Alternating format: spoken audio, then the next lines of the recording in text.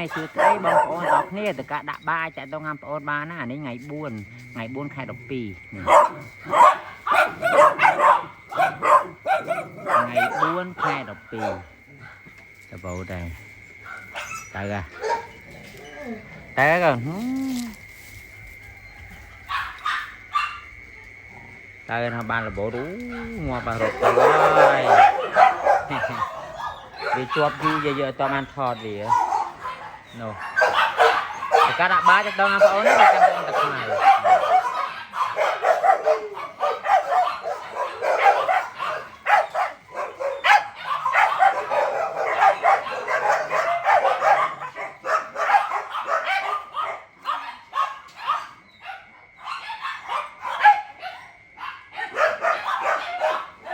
như tụi tăng bao phở nữa hả